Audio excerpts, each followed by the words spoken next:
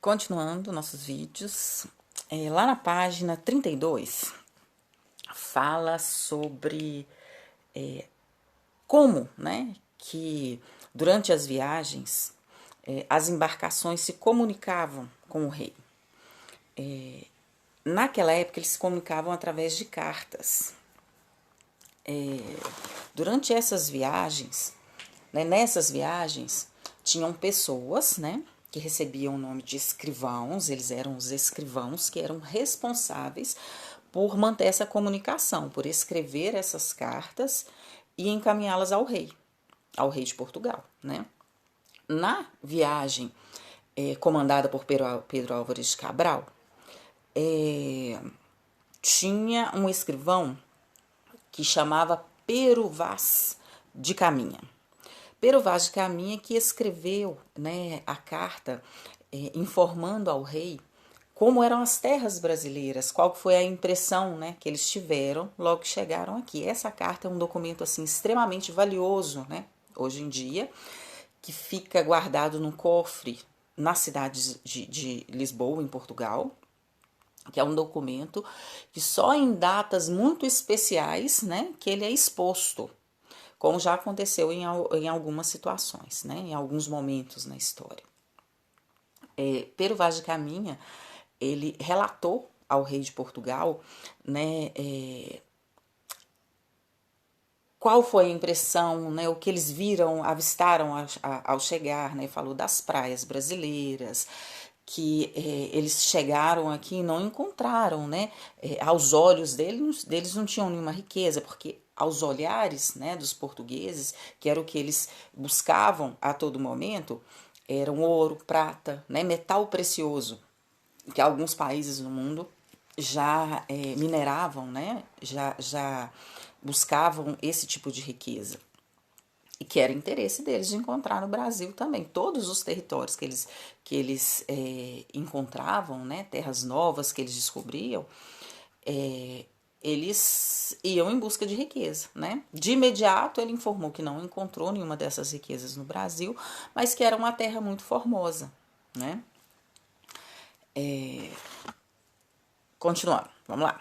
Então, Pero Vaz de Caminha, que escreveu a carta informando sobre o novo, né, território descoberto, né, que para eles haviam descoberto, né, que era uma terra que ninguém tinha conhecimento ainda. Mas hoje em dia nós sabemos que não é bem assim, né? Que logo lá na página 33 vai falar do encontro dos portugueses com os indígenas.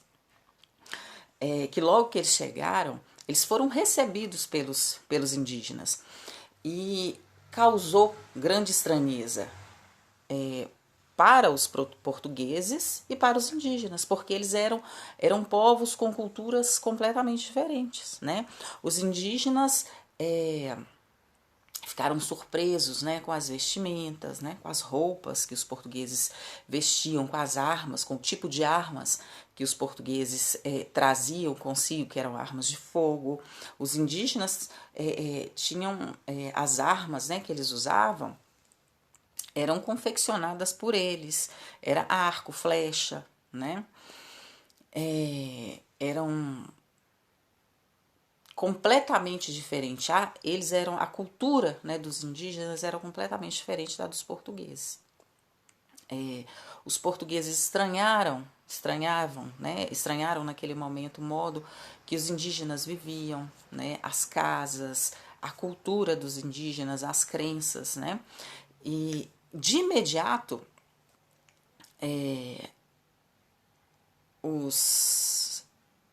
alguns povos, né, ficaram arredios, né, porque os portugueses começaram a desvalorizar essa cultura dos indígenas, porque a intenção dos portugueses era dominar o território. Logo depois vocês vão ver, né, no decorrer dos nossos estudos, que os portugueses tentaram escravizaram alguns povos resistiram, né, e muitos dos indígenas morreram, outros povos faziam acordos com os portugueses para ajudar, né, a dominar tribos rivais, né? E foi a relação dos portugueses com os indígenas no início, ela foi passiva, né? Porque foi um domínio passivo, né?